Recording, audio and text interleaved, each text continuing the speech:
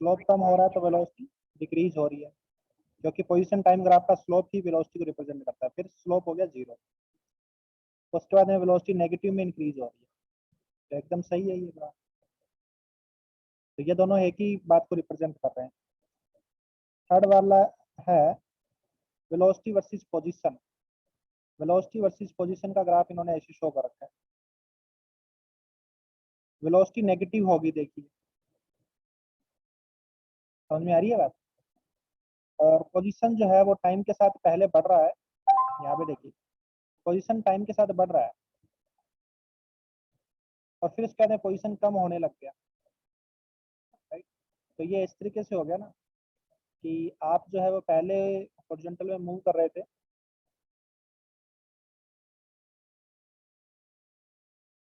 पहले आप ऐसे मूव कर रहे थे तो आपकी पोजीशन बढ़ रही थी।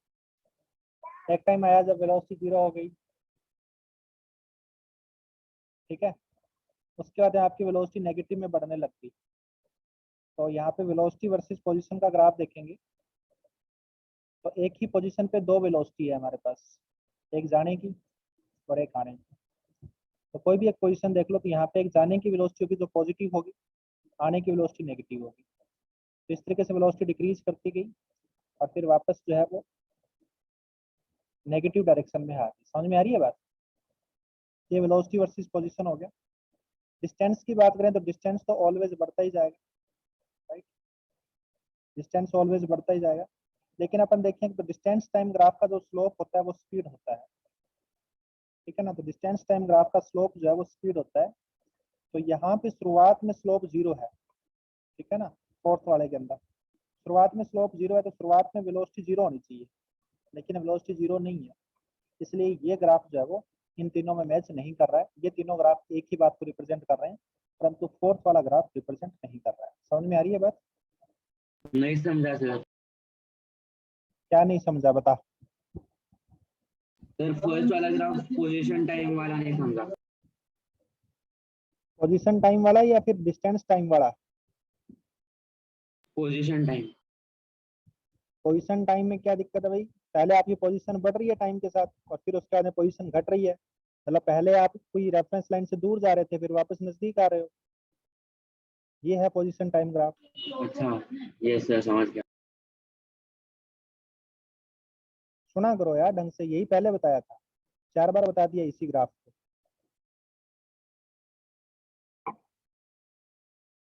आगे बताइए, क्वेश्चन नंबर 5 की स्टेटमेंट बोलिए। मेरे को या ना ये क्वेश्चन भेज दीजिए 5 और 7, मेरी सीट में है नहीं ये नई सीट के है ना, नए क्वेश्चन है, अभी मेरी सीट में है नहीं। ये क्वेश्चन मेरे को व्हाट्सअप कर दीजिए।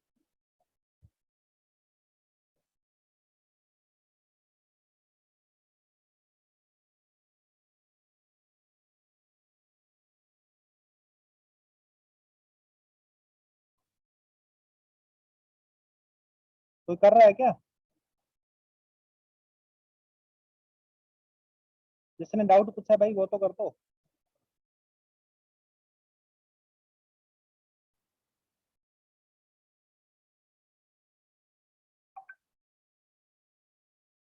सर मैंने व्हाट्सएप किया था ना एक डाउट।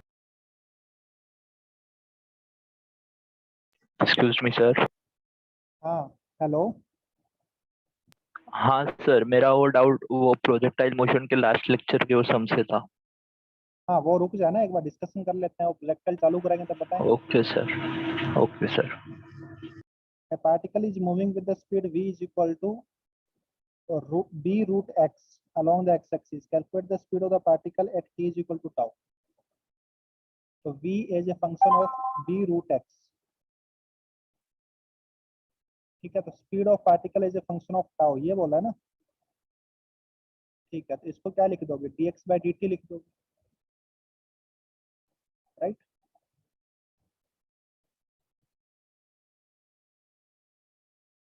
या फिर एक काम करो, यहाँ से ना आप एक्सेलेरेशन निकाल लो,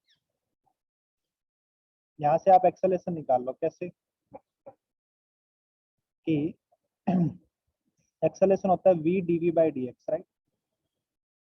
तो इसमें से v तो अपने को पता लग ही गया, dv by dx क्या होगा, b by 2 root x, right. क्योंकि रूट एक्स का डिफरेंशिएशन क्या होगा, एक्स की पावर 1/2 एक्स की पावर -1/2 तो 1/2 रूट एक्स आया ना। Yes yes sir. तो v की जगह तो मैंने b रूट एक्स लिख दिया और dv/dx की जगह आ गया ये। तो जो एक्सेलेरेशन है वो किसके बराबर आया, b²/2 के बराबर आया ना। अब एक्सेलेरेशन कांस्टेंट आया ना, ये dv/dt होता है इज इक्वल टू b²/2। तो dv इज इक्वल टू क्या आया, b²/2 dt आया ना। तो v yes is sir. Equal to b²/2 कोई भी टाइम पे t की वैल्यू टाउ पुट कर दो तो b²/2 इंटू टाउ आया ना। Yes sir.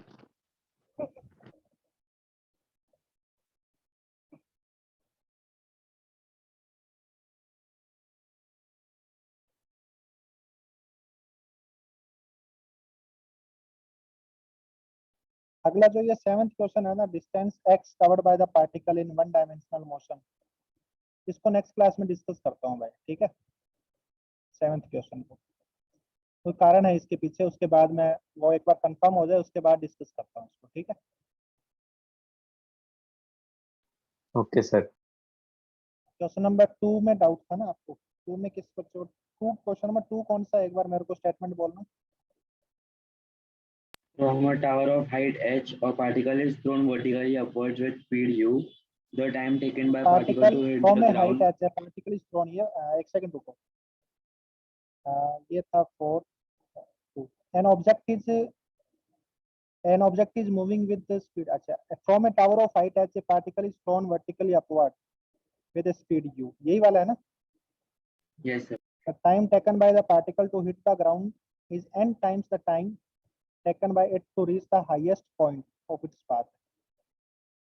The relation between the h, u and n is, इसमें क्या दिक्कत है।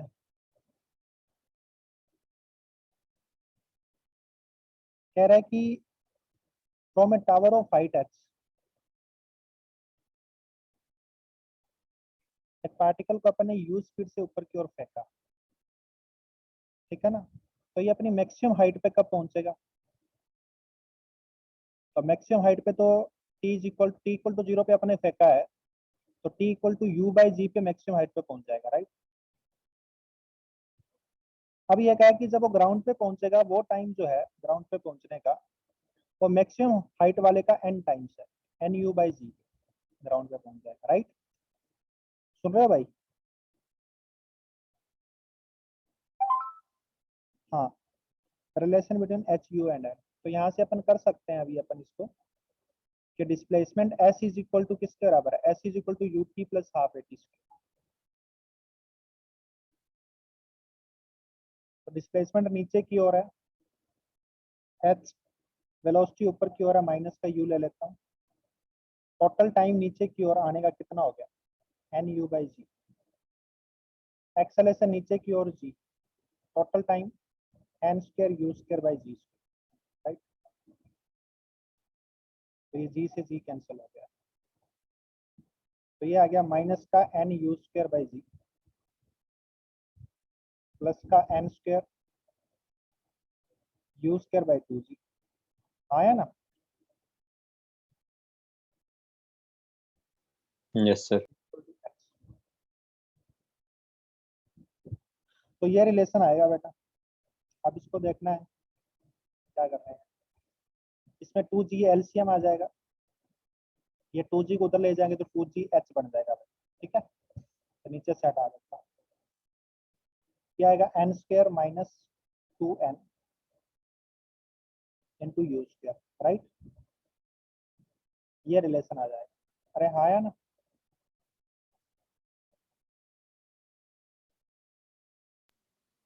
यस। Okay sir.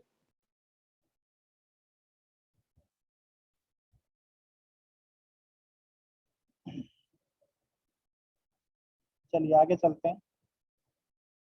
अब एक बच्चे ने डाउट भेजा था मुझे,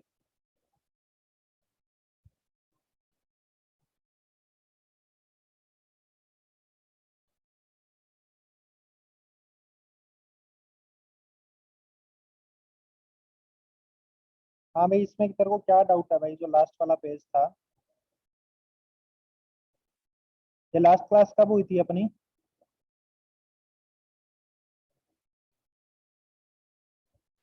थर्ड ऑफ सर 3 तारीख को। 3 अगस्त को। 3 अगस्त को किस टाइम थी? सर इसी टाइम पे शायद। 6:10 पे थी क्या?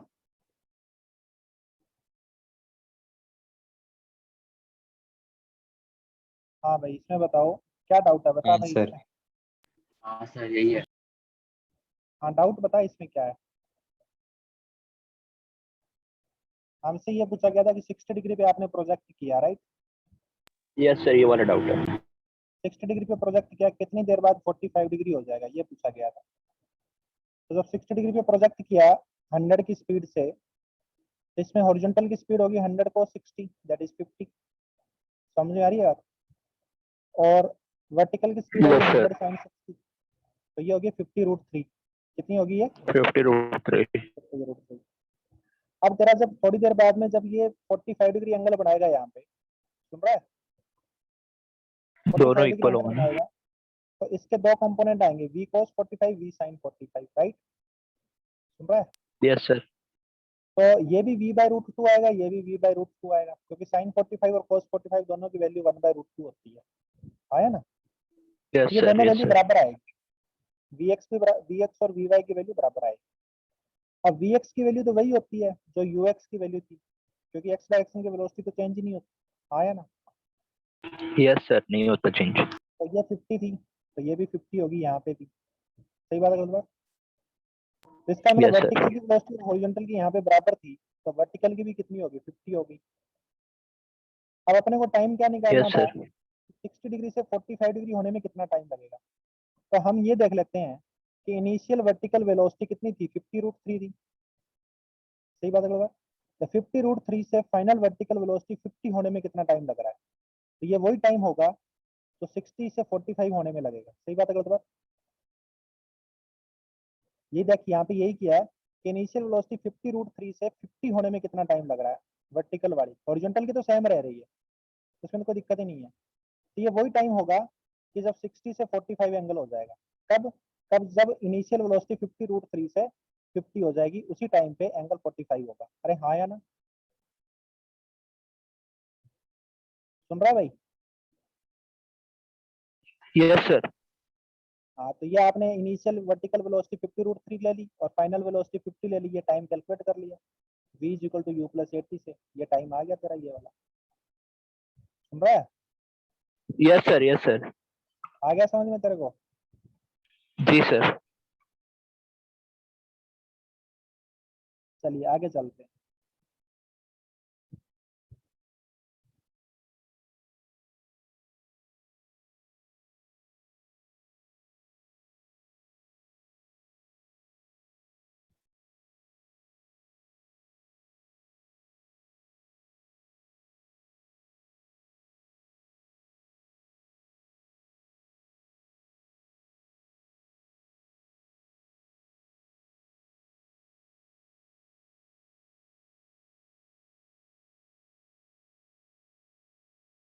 चलिए, लास्ट क्लास में अपने लास्ट क्वेश्चन यही करवाया था। इससे पहले क्या क्वेश्चन करवाया था, एक बार बता सकते हो मेरे को? ये मैंने देखा नहीं, इससे पहले कौन सा क्वेश्चन था? तो 45 डिग्री वाला ही था। नहीं, इससे जस्ट पहले यही वाला कौन सा था? था बस। इससे जस्ट पहले वाला इससे पहले वो फॉर्मूलाज निकलवाए थे। टाइम ऑफ फ्लाइट वगैरह के, है ना? हेलो। हॉरिजॉन्टल रेंज फॉर्मूला और निकाल। हॉरिजॉन्टल रेंज निकलवाई थी, टाइम ऑफ फ्लाइट निकलवाया था, yes sir, maximum height time, निकलवाया था। हाइट और रेंज का फॉर्मूला बताया था। ठीक है, आगे चलते हैं। तो नेक्स्ट देखिए, a particle is projected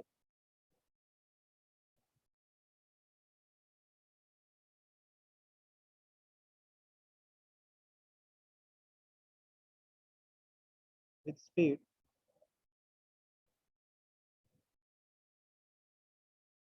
with velocity, क्योंकि स्पीड तो वेक्टर होता ही नहीं है ना? u vector is equal to 5ik plus 10j.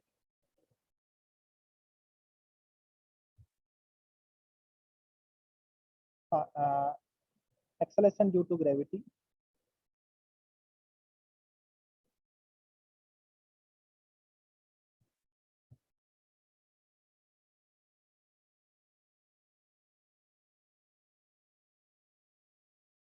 Directed along minus y direction.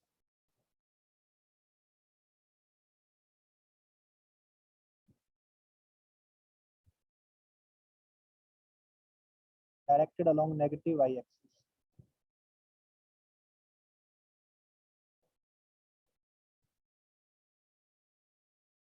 Find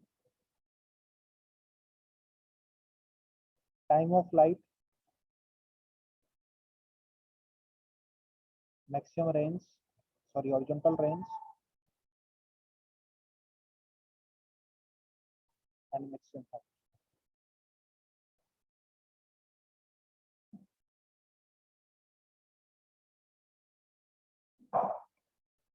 करिए, सॉल्व करिए.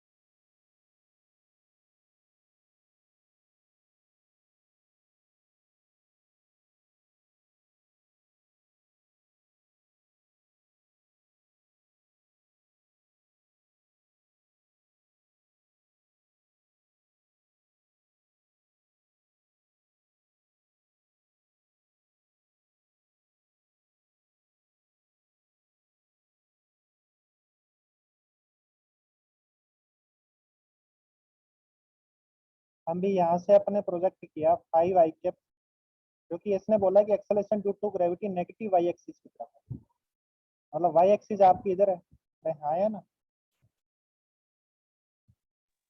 Yes, sir. ये x एक्सिस हो.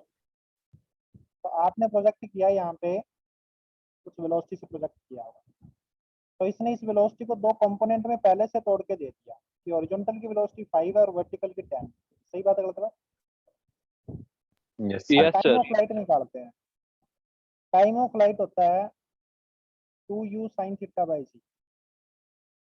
जिसमें से u sin थीटा क्या होता है? वर्टिकल की वेलोसिटी होती है, ये बताया था ना कल. Yes, sir. हाँ, तो वर्टिकल की वेलोसिटी Yes, sir. तो 2 into 10 by acceleration Sir, y 2 direction में second. कितना है? 10. टाइम ऑफ लाइट 2 सेकंड आता है, राइट. हॉरिजॉन्टल रेंज की बात करते हैं, तो रेंज किसके बराबर होती है? रेंज यहाँ से आप डायरेक्ट निकाल दो, देखो फॉर्मूला लगाने की जरूरत नहीं. U square sin square theta by g. Second से जा रहा है, 5 मीटर पर सेकंड से जा रहा है, और टाइम कितना लग रहा है? 2 सेकंड लग रहा है. सही बात है, गलत बात? तो रेंज कितनी रही होगी? 5 गुना 2, 10 मीटर रही है. वैसे फॉर्मूला लगाओगे तो ये लगेगा 2 ux uy अपॉन में ay, है ना. ux कितना है? 2 5 इंटू 10 अपॉन 10 आएगा, तो वही 10 मीटर. सही बात है, गलत बात? Yes, sir.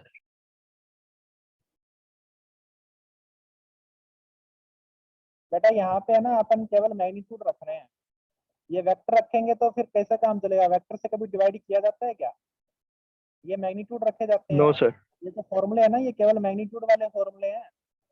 इनके डेरिवेशन में अपने वेक्टर साइन यूज कर लिया था, right? Sir horizontal sir. Range में डायरेक्ट हाँ, वेलोसिटी इनटू ऐसे टाइम मत लिखना करके कि कर 10 सकते हैं। माइनस जे कैप, वेक्टर से कभी डिवाइड नहीं किया जाता। नेक्स्ट है मैक्सिमम हाइट। मैक्सिमम हाइट कितनी होगी? तो इसको आप ऐसे सीधा डायरेक्ट कर लो कि 2 सेकंड में पूरा मोशन होगा, राइट? 2 सेकंड में पूरा मोशन होगा तो 1 सेकंड बाद मैक्सिमम हाइट होगी। आधा मोशन 1 सेकंड में, आधा मोशन 1 सेकंड में। सही बात है गलत बात? ऐसा कर सकते हो, या फिर चलो मैक्सिमम हाइट वैसे निकाल ही दो आप कि एच का फॉर्मूला क्या होता है, यू वाई का स्क्वायर अपॉन में 2ay। तो 10 का स्क्वायर अपॉन में 2 इंटू 10 कितना आएगा? ये 5 मीटर है ना।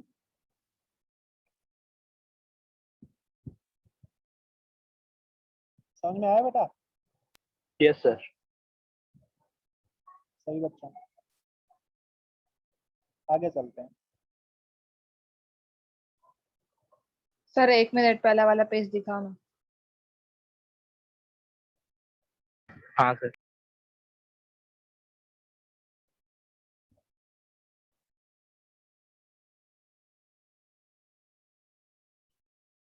Done sir.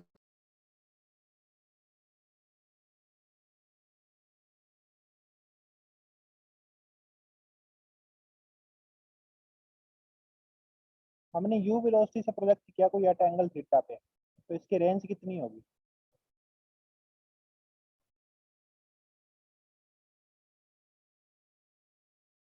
u square sine 2 theta कौन सी आया ना? तो मैं सर आपसे ऐसा हॉरिजॉन्टल पूछूं कि रेंज। थीटा कितना होना चाहिए कि रेंज की वैल्यू मैक्सिमम आए, राइट? कोई 8 डिग्री 90। मैक्सिमम।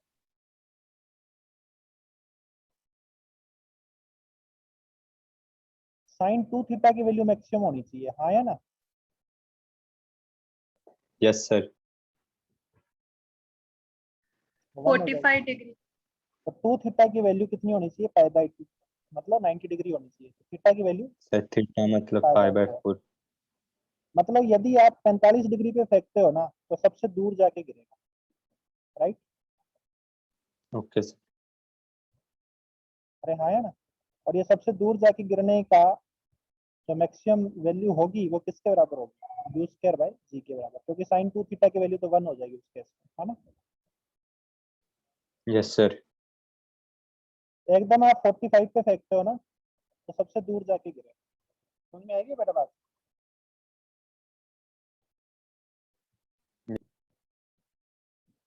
नहीं समझा सर। क्या नहीं समझा बता? लाइक सर आप फिर से एक्सप्लेन कर सकते हो क्या? मतलब वो मेरा इंटरनेट हॉरिजॉन्टल लॉस्ट हो रेंज है गया ना? था। तेरा क्या कम हो गया? मतलब सर फिर से एक्सप्लेन कर सकते हो क्या? मतलब कनेक्शन लॉस्ट हो गया। ये बोलना। सर ये अरे हॉरिजॉन्टल रेंज की रेंज के लिए मैक्सिमम ना? वैल्यू कब होगी? जब साइन 2 थीटा की वैल्यू मैक्सिमम होगी। और साइन 2 थीटा की वैल्यू मैक्सिमम कब होगी? Sine 2 theta maximum value yes 1 sir. होती है कब? जब इसके अंदर का एंगल यस 90 सर। डिग्री। तो इसमें थीटा कितना आ गया? 45 डिग्री। जब आप 45 डिग्री। 45 डिग्री पे फेंकोगे तो ये मैक्सिमम दूर जाके गिरेगा। और वो वैल्यू कितनी होगी दूर जाके गिरने की? यू स्क्वायर बाई जी, क्योंकि ये वैल्यू तो 1 होगी ना उस केस में, है ना? समझा सर। आगे चलते हैं।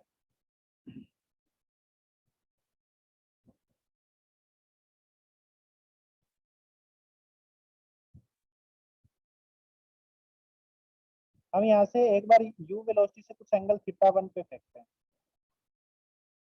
ठीक है?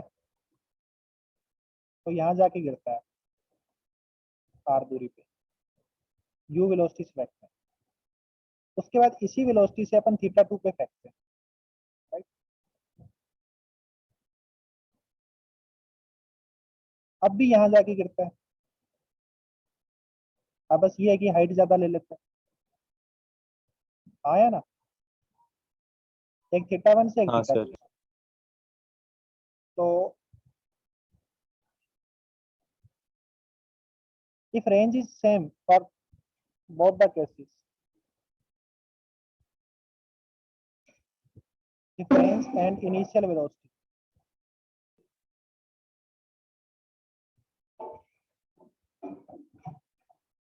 It's same.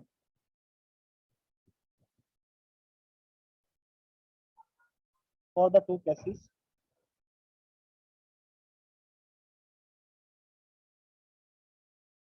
Then find the angle between theta. Find the relation.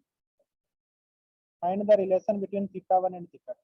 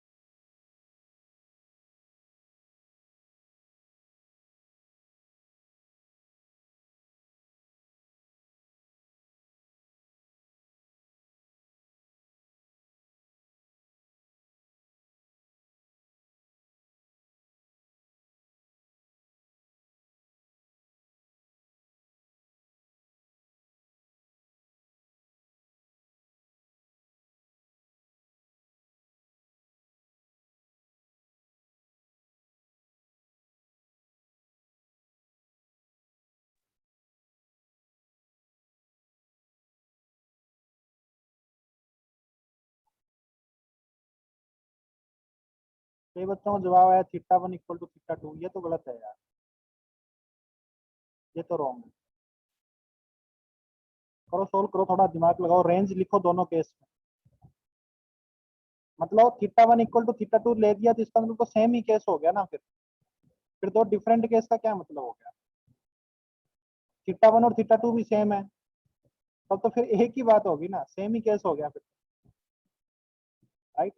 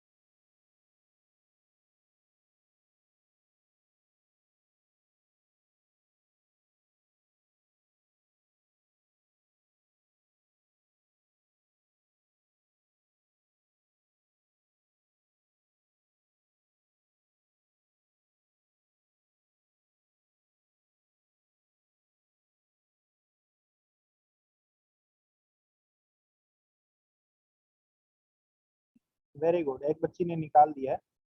चलिए सॉल्व करते हैं कि दोनों केस में आर की वैल्यू सेम है, राइट। तो पहले केस में आर की वैल्यू लिखी तो यू स्क्वायर साइन 2 थीटा 1 है ना, अपॉन जी। यही वैल्यू दूसरे केस में u square sine 2 theta 2 upon g, right.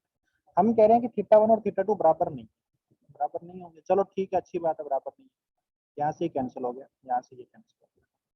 तो साइन 2 थीटा 1 और साइन 2 थीटा 2, इसको क्या लिख सकता हूँ, 2 sine theta 1 cos theta 1 is equal to 2 sine theta 2 cos theta 2। अगर थीटा 1 और थीटा 2 बराबर नहीं है तो इसका मतलब साइन थीटा 1 और साइन थीटा 2 तो बराबर नहीं हो सकते। क्योंकि ये दोनों तो बराबर तभी होते हैं जब इनके अंदर का एंगल सेम होता है। आया ना? अरे आया ना? तो इसका हाँ, मतलब ये sir. है कि साइन थीटा वन जो है, if theta one is not equal to theta to,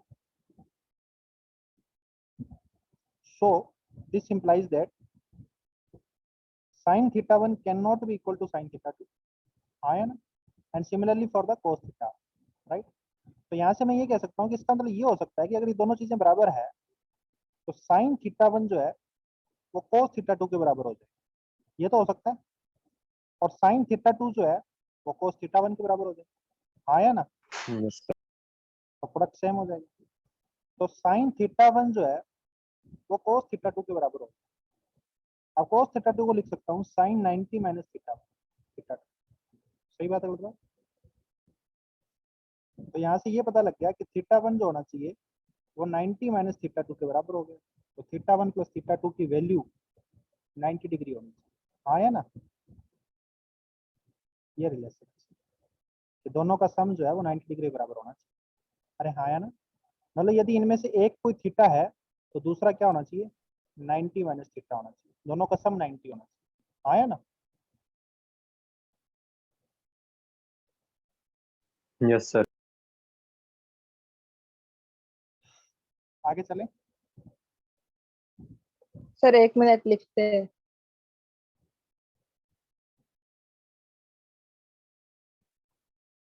यहाँ से आप ये भी कह सकते थे साइन 2 थीटा 2 साइन 2 थीटा 1, कि sine 2 theta 1 is equal to sine 2 theta 2 है। इसको ग्राफ से भी कर सकते थे। कैसे? हमें पता है कि साइन का वैल्यू जो है वो वाई एक्सिस के अबाउट सिमेट्रिक होता है। इधर से जितना एंगल पे जो वैल्यू होगी वही वैल्यू इधर से एंगल पे होगी, राइट? अरे हाँ, है ना?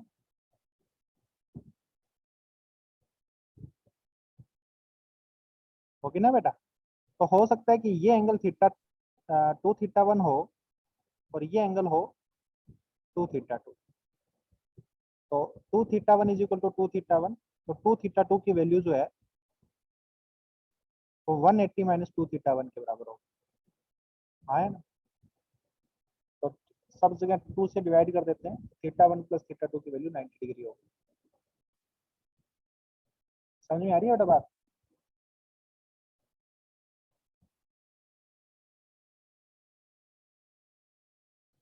ये ट्रिगोनोमेट्री लगाई है मैंने यहाँ पे। ट्रिगोनोमेट्री में आपने वो पढ़ा होगा ना,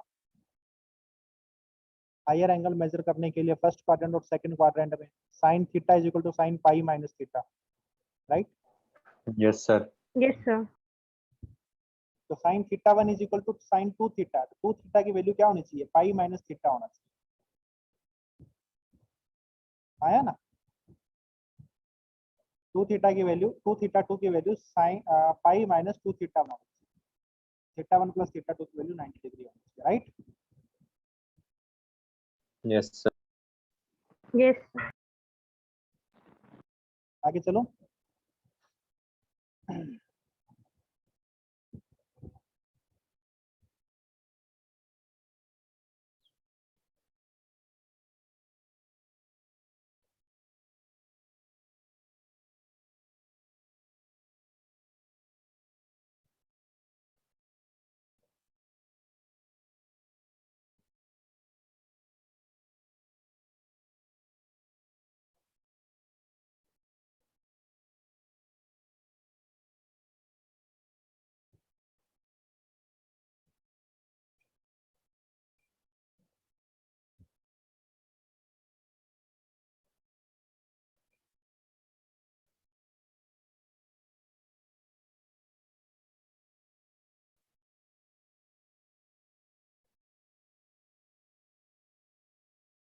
आगे चलता हूँ।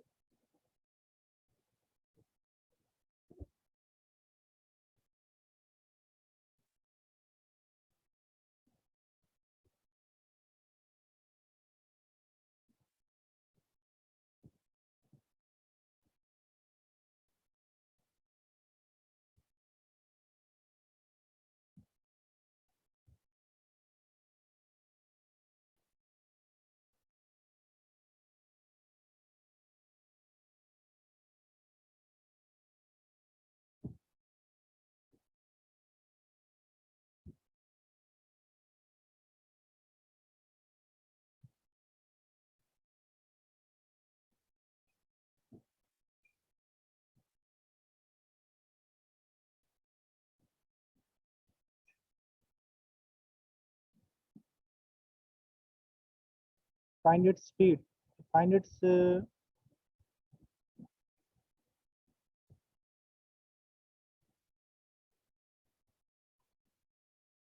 position vector.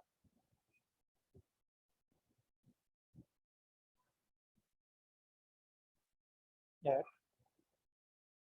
t equal to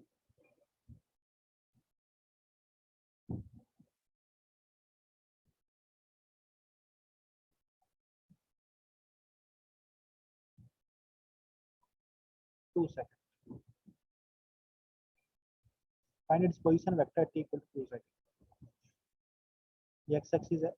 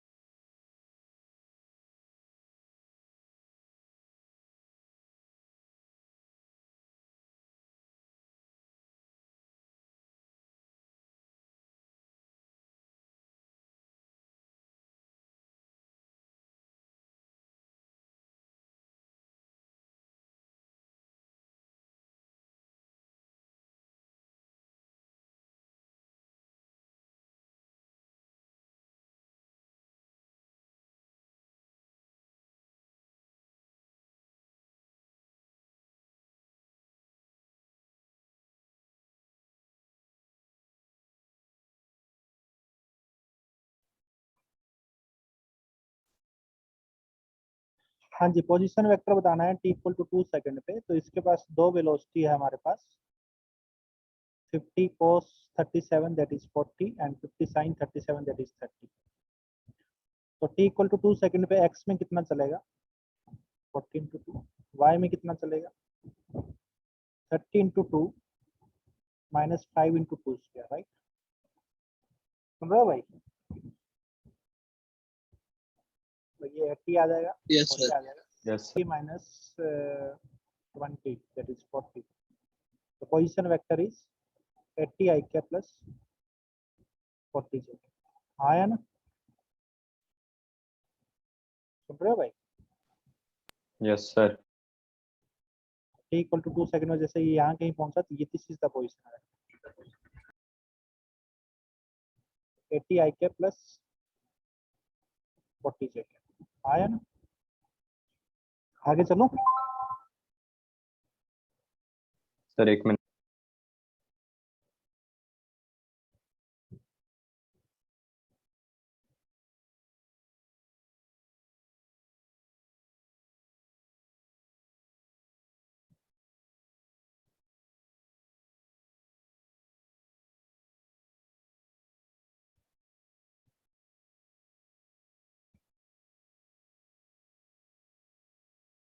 next is equation of trajectory.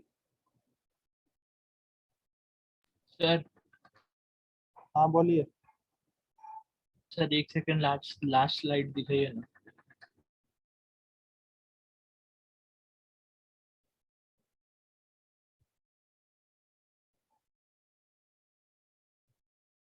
Thanks sir.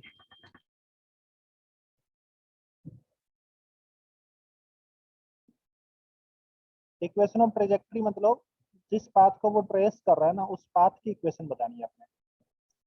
Let us suppose अपन ने यहाँ से कोई ऑब्जेक्ट को प्रोजेक्ट किया, राइट।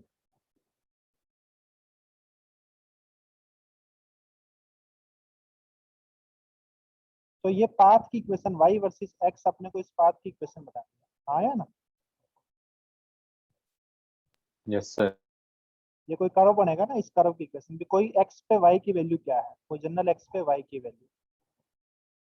आया ना? आपको कोई भी x में पोजीशन दे देगा, वहां पे y की वैल्यू पूछ सकता है। तो ये पाथ की इक्वेशन क्या होगी ये अपने बताना है। तो मान लेते हैं t इक्वल टू टी पे पार्टिकल जहां पहुंचा है वहां पे x की वैल्यू क्या होगी, x होगा u cos theta into t, right. What we have to find is y as a function of x। ये अपने को फाइंड करना है ना। और y की वैल्यू क्या होगी, u sin theta into t minus half g t square. आया ना? तो what we have to find, Yes, y sir. और x में रिलेशन फाइंड करना है। तीन वेरिएबल है हमारे पास, x y एंड t। कौन फालतू वेरिएबल है? तीनों में से फालतू कौन है जो हमें नहीं चाहिए? t फालतू। आया ना?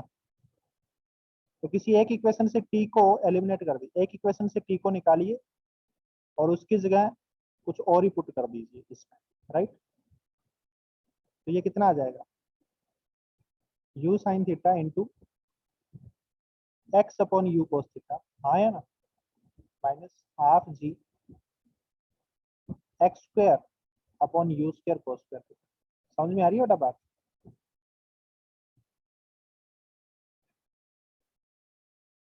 कितना आएगा ये, y is equal to x tan theta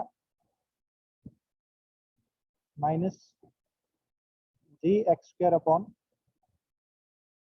2u square cos square theta, right. This is equation of trajectory, y versus x की इक्वेशन है। तो यहाँ पे देखिए कि y और x में क्या रिलेशन है, सेकंड डिग्री इक्वेशन है ना। और सेकंड डिग्री इक्वेशन का Yes, sir. पाथ कैसा होता है, पैराबोला। Parabola. तो जो प्रोजेक्टाइल मोशन होता है ना वो एक पैराबोलिक पाथ होता है। समझ में आ रही है बेटा बात? Yes, sir. Path of projectile is parabolic.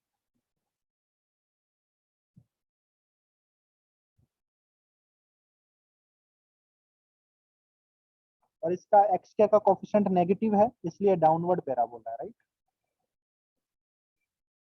Yes, sir. अब हमें कई बार पता है क्या बताता है, हमें ये कोई भी एक्स पे वाई पता होता है, हमें u भी पता होता है, हमें थीटा निकालना होता है। इस इक्वेशन से नहीं निकाल सकते थीटा, सारी चीजें पता होगी। क्यों नहीं निकाल सकते इस इक्वेशन से? क्योंकि यहाँ पे एक तो टेन थीटा की टर्म है, एक कोस थीटा की टर्म है। सही बात है गलत बात? तो या तो हम टेन थीटा निकाल सकते हैं या कोस थीटा निकाल सकते हैं, तो कोई एक टर्म में तो होना चाहिए ना पूरा थीटा। अरे हाँ है ना। इसलिए हम क्या करते हैं, इस इक्वेशन को थोड़ा मॉडिफाई करके लिख देते हैं। ये आ गया x tan theta minus g x square upon 2u²। अब ये cos स्क्वायर थीटा को ऊपर लिखेंगे तो सीकेंड स्क्वायर थीटा बनेगा, और उसको फिर मैं लिख सकता हूँ 1 + tan स्क्वायर थीटा, राइट? हाँ सर। तो ये केवल tan थीटा के अंदर ये इक्वेशन आ गई। तो जब हमें थीटा निकालना हो तब अपन इस फॉर्म का यूज करेंगे। हाँ या ना? इक्वेशन वही है, बस उसी को तोड़ मरोड़ करके ऐसे लिखा है। तकलीफ है बेटा? No sir. अपन इसी इक्वेशन को तोड़ मरोड़ करके एक चीज और भी कर सकते हैं। इसमें से x tan थीटा को बाहर ले लो, तो बच गया क्या? यहाँ पे तो 1 बच गया पहले वाली जगह पे। यहाँ पे x tan थीटा था ही नहीं, तो क्या करेंगे, डिवाइड करते हैं।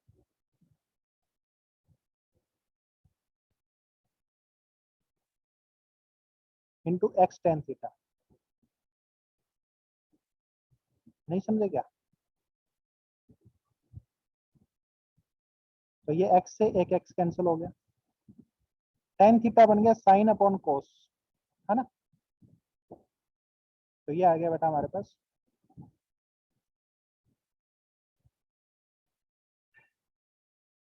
1 minus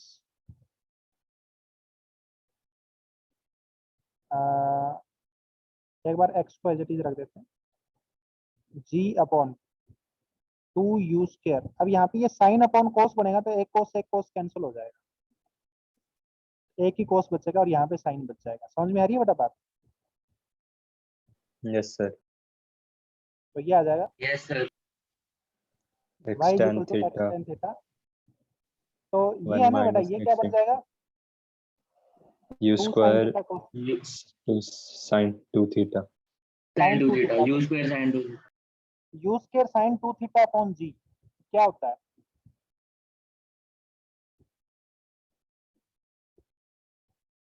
u² sine 2 theta sir upon g आपने हॉरिजॉन्टल रेंज। Range Horizontal. होता है ना बेटा, रेंज 1 का बाय फॉर्मूला Yes, होता है। Horizontal sir. रेंज।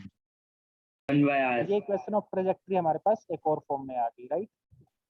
Yes, जब हमें sir. इनिशियल वेलोसिटी ना पता हो और हमें रेंज पता हो, तो y और x में ये रिलेशन होता है। समझ में आ रही है बेटा बात?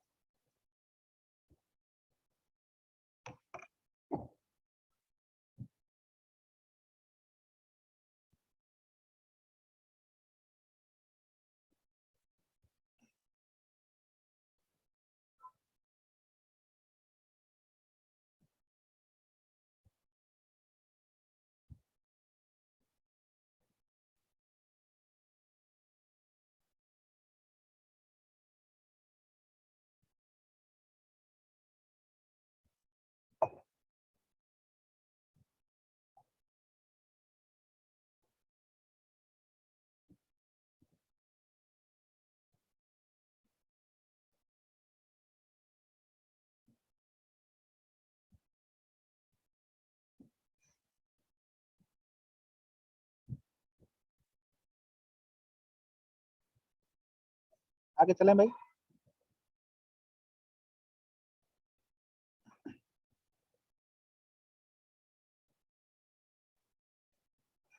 यस।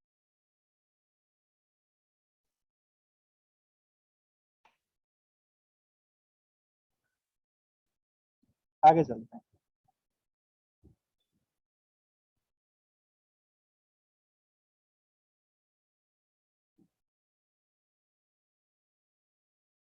क्वेश्चन लिखिए आप लोग।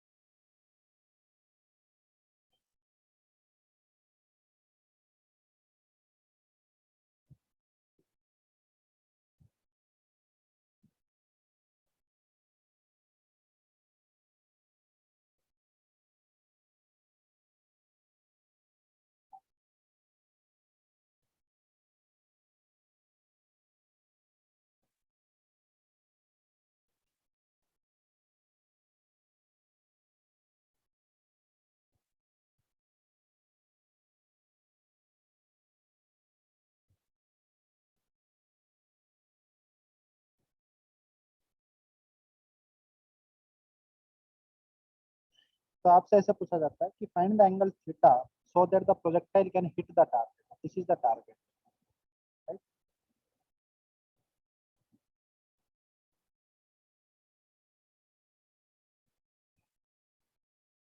Find theta so that the projectile can hit the target.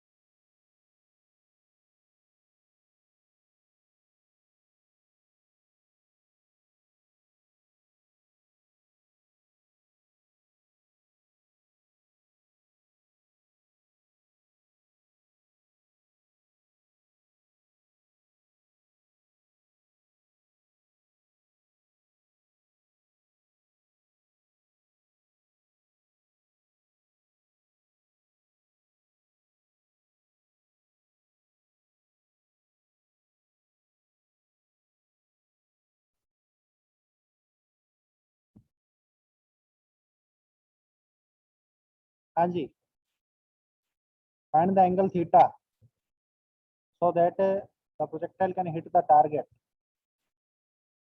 तो हमें कोई भी x पे, आपको इस प्रोजेक्टाइल का कोई भी x दे रखा है और वहां पे आपको y भी दे रखा है ना बेटा, और हमें क्या निकालना थीटा। तो मैंने आपको बताया था कि जब थीटा निकालना हो तो कौन सी इक्वेशन यूज करें, ये वाली, राइट। अरे सुन रहे हो बेटा? हाँ तो सर। ये आएगा हमारे पास y is equal to x tan theta minus g x square upon 2 u square 1 plus tan square theta, right. तो मुझे x इक्वल टू 20 पे 20 पर y की वैल्यू 10 पता है, ये मेरे को पता है। तो y की जगह 10 पुट करूंगा तो x की जगह 20 पुट करूंगा, हाँ या नहीं। माइनस g की जगह 10 पुट कर दिया, x की जगह 20 पुट कर दिया, तो u की जगह 20 पुट कर दिया, 1 plus tan square theta, right. ठीक है बेटा, कैंसल आउट हो जाएंगे, 20 स्क्वायर ये 5 पे, और ये 5 भी कैंसल आउट हो जाएगा 4 और 2 है ना। तो ये कितना आ जाएगा 5 tan स्क्वायर थीटा माइनस का 4 tan थीटा माइनस का 5 है वो उधर जाके प्लस का 7 हो जाएगा, राइट, इज इक्वल टू 0। तो यहाँ से tan थीटा की वैल्यू कितनी आएगी बेटा, ये tan थीटा में क्वाड्रेंटिक बन गई है ना, tan थीटा में क्वाड्रेंटिक बन गई, तो tan थीटा की वैल्यू कितनी आएगी बता सकते हो?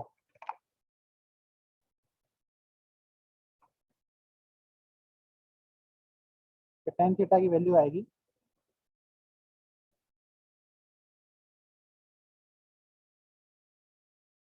यहाँ पे -5 है एक ना, मिनट। -5 उधर जाएगा तो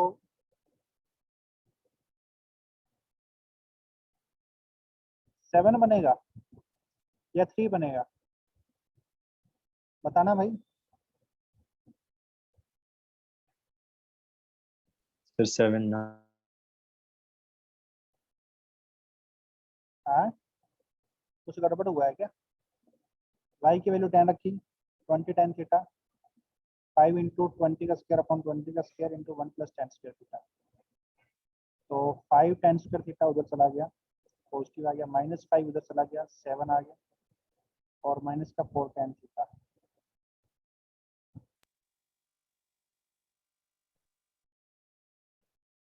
सही कर रहे हैं ना यार अपन लोग?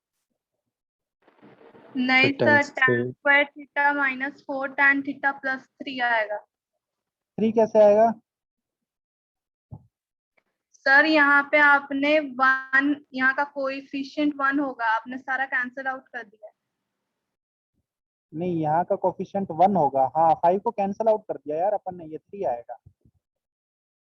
5 को कैंसिल आउट कर दिया ना, 5 कहाँ है? और ये भी 5 नहीं होगा, फिर यहाँ पे भी 5 नहीं होगा।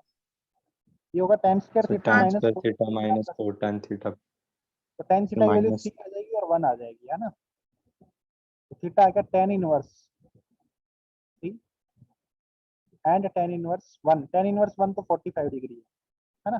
tan इनवर्स 3 अपने को पता नहीं है, तो चलो अपन tan इनवर्स 3 रख देते हैं। तो दो ऐसे थीटा पॉसिबल है जिसपे tan थीटा की वैल्यू 1 हो या 3। तो दो ऐसे थीटा कैसे पॉसिबल हो सकते हैं सर?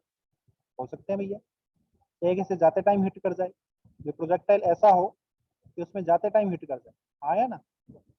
और एक हाँ प्रोजेक्टाइल सर ऐसा जिसमें से आते टाइम हिट कर जाए। सुन रहे हो बेटा? यस तो उसके लिए छोटे वाले के लिए थीटा 45 डिग्री है, दूसरे वाले के लिए tan इनवर्स 3 है, आया ना? यस नीचे वाले के लिए tan इनवर्स 1 है। तकलीफ है क्या?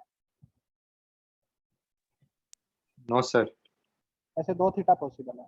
आगे चलूं? यस नेक्स्ट क्वेश्चन लिखते हैं।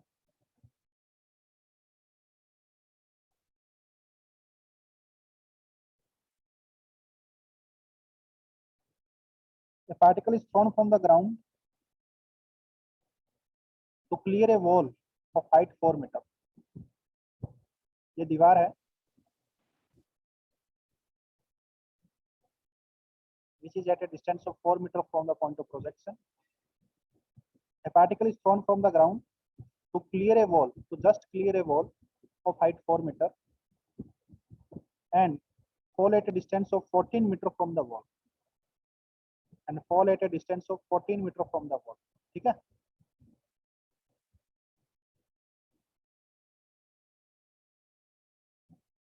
The particle is projected from the ground just to clear a wall of 4 meter height at a distance of 4 meter from it, at a distance of 4 meter, and falls at a distance of 14 meter from the wall, falls at a distance of 14 meter from the wall. Find the magnitude of velocity, magnitude of initial velocity, magnitude of initial velocity,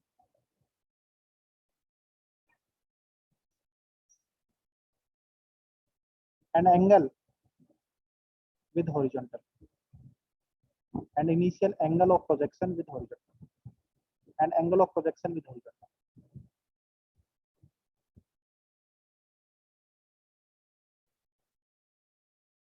Find magnitude of initial velocity and angle of projection with horizontal.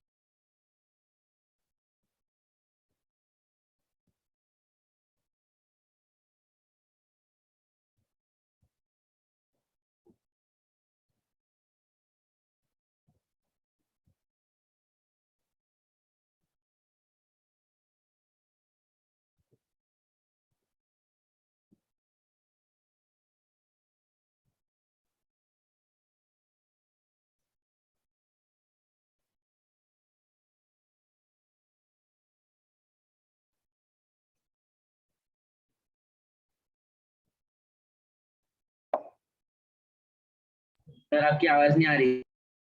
चलिए मैं अभी बोल ही नहीं रहा था, अभी बता रहा हूँ। तो हम यहाँ पे ये फॉर्मूला लगाएंगे y is equal to x tan theta, क्योंकि हमें यहाँ पे क्या पता है, हमें रेंज पता है ना। हमें क्या पता है, रेंज कितनी है 18 मीटर।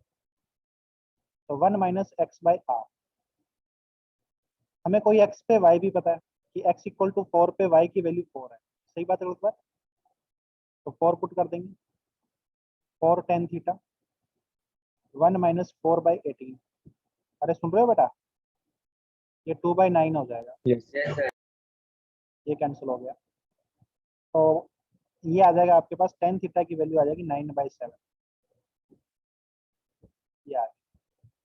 अब अपने को u की वैल्यू बतानी है। तो u की वैल्यू के लिए अपन क्या करेंगे, अपने को रेंज पता है, तो रेंज का फॉर्मूला लगा देते हैं, है ना।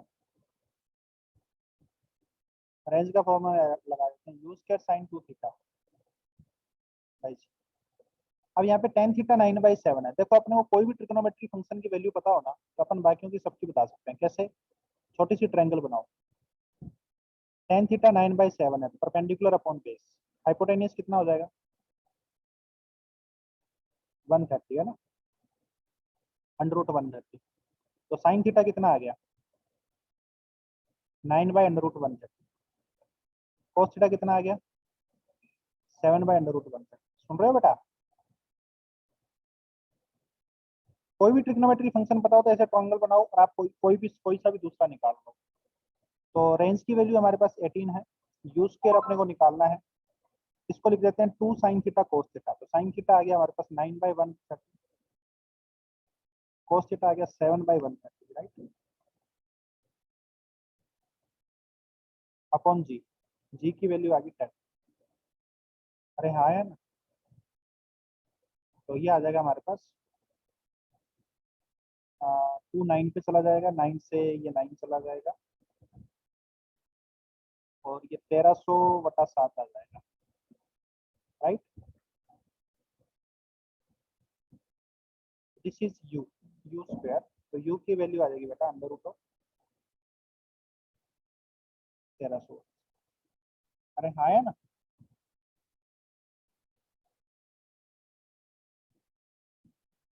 Yes, sir.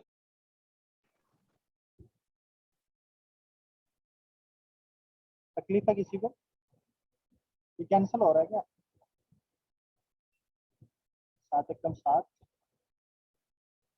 7 56, नहीं कैंसिल नहीं हो रहा है। चलिए सोल्व कर लोगे ना इसको। Sir, एक मिनट।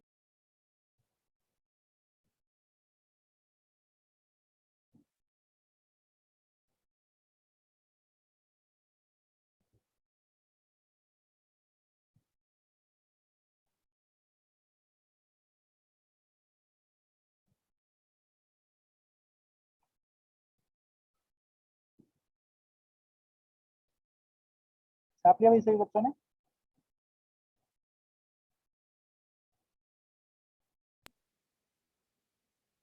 क्या सर? लिख लिया सभी बच्चों ने। एक मिनट, एंड का।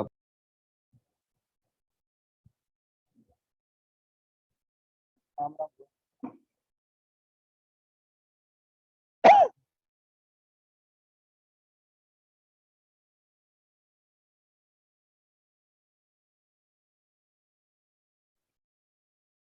हो गया भाई। हाँ सर। नेक्स्ट है projectile from ground to ground. Projectile cancel हो, खत्म हो गया हमारे पास। नेक्स्ट है प्रोजेक्टाइल फ्रॉम ए हाइट।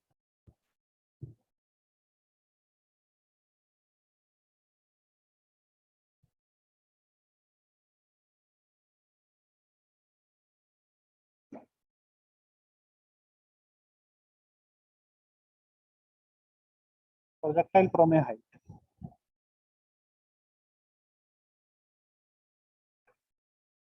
वो हाइट पे चढ़ के अपन को चीज को फेंक रहे हैं।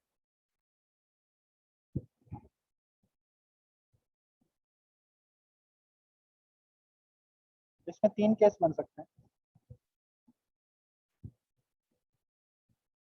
कि पहला केस तो ये बन सकता है कि हम इसको इसके पैरेलली फेंकें, राइट। तो ये तो हो गया projection parallel to the ground, ठीक है ना।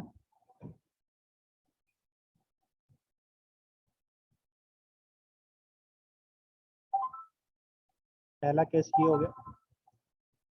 दूसरा केस हमारे पास ये हो गया कि हम पैरेलल टू द ग्राउंड ना फेंक के हॉरिजॉन्टल से कुछ एंगल पे फेंके, है ना।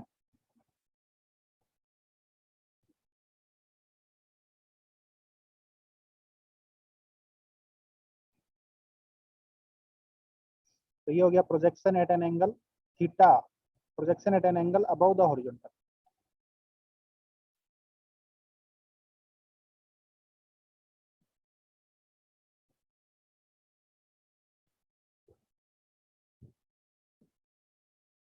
Above horizontal. थर्ड केस हमारे पास क्या हो सकता है बताइए। Below horizontal. बिलो हॉरिजॉन्टल पे तीनों केस को पढ़ेंगे, ठीक है ना। Projection at an angle below horizontal.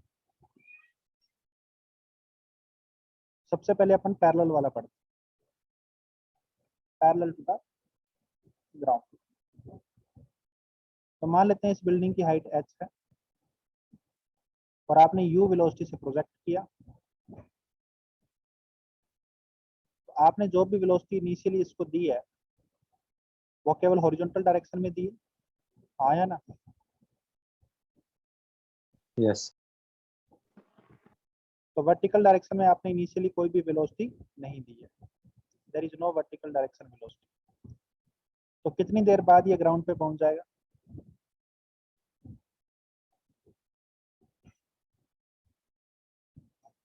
बताइए।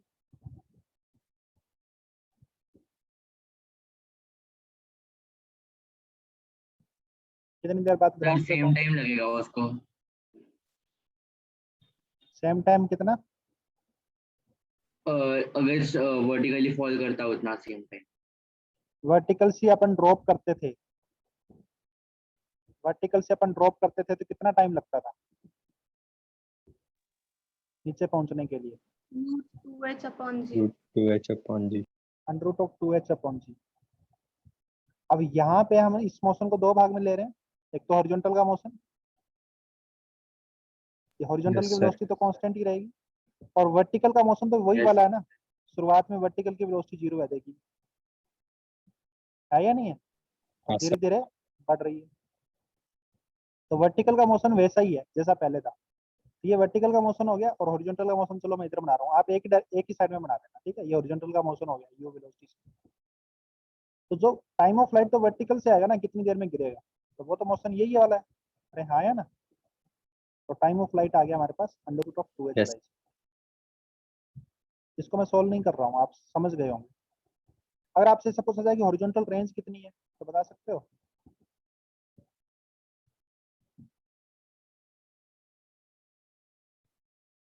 भाई हॉरिजॉन्टल में तो ये यू वेलोसिटी से ट्रेवल कर रहा है ना, जब तक नीचे गिरेगा तब तक हॉरिजॉन्टल में चलता रहेगा। यस कितना सर। चलेगा u इंटू टी, तो u इंटू हाँ under root sir. Of 2h/g। हाँ है ना, बहुत इजी है ये तो। यस। ये हॉरिजॉन्टल रेंज होगी, सही बात है। बात मैक्सिमम हाइट का कोई सवाल ही नहीं उठता है, तो शुरुआत में जो हाइट थी वही मैक्सिमम हाइट है, क्योंकि इससे ऊपर तो जाएगा ही नहीं, नीचे ही आएगा। हाँ है ना। Yes sir. तकलीफ है क्या किसी बच्चे को।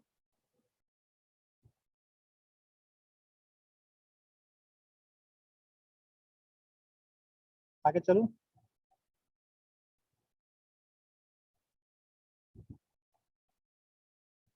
आपको इसमें ये बताना है कि जब ये ग्राउंड पे पहुंचेगा तो इसकी स्पीड कितनी होगी।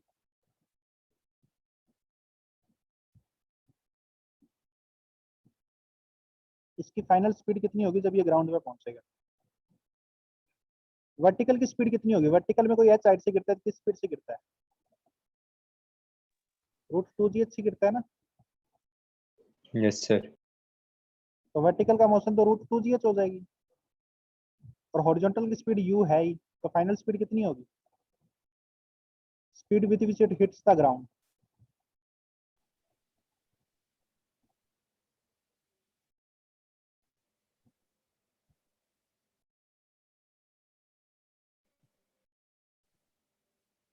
इज v, और वो किसके बराबर होगी, under root of u square plus, root u square plus 2gh. समझ में आ रही है बेटा बात? हाँ सर. किसी बच्चे को तकलीफ है क्या? ये तो बहुत इजी हो गया ना। आपसे ये पूछ लिया जाए कि बताओ h/2 पे हाइट स्पीड कितनी है, तो हॉरिजॉन्टल की तो u है, इसमें तो कोई दिक्कत ही नहीं है, और वर्टिकल वाली कितनी होगी, √2g h/2, क्योंकि h/2 गिरा है। सही बात है गलत बात?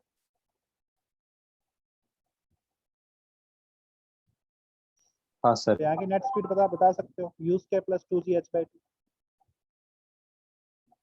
तकलीफ है क्या?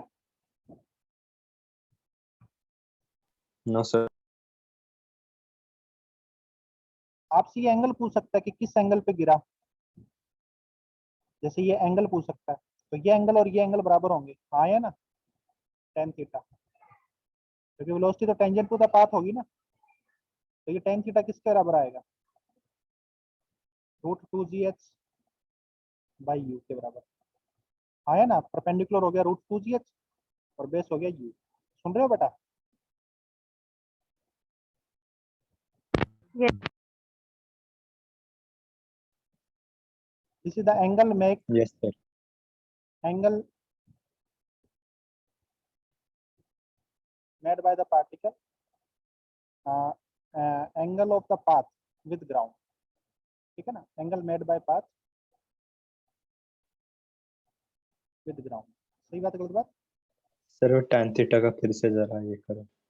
भाई tan थीटा क्या होगा, फाइनली वेलोसिटी क्या है u, और नीचे कितनी है √2gh। सही बात है गलत बात?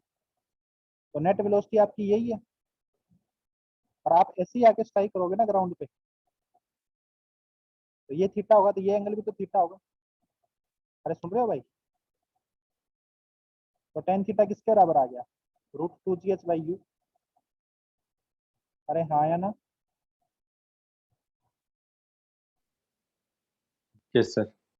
आप ग्राउंड पे ऐसे ही आके स्ट्राइक करोगे ना, मतलब ये इस तरीके से मोशन हो गया, हाँ सर. फाइनल वेलोसिटी के जो कंपोनेंट है ना, उन्हीं का एंगल है हॉरिजॉन्टल के साथ। ठीक है बेटा? सही बच्चों को समझ में आया?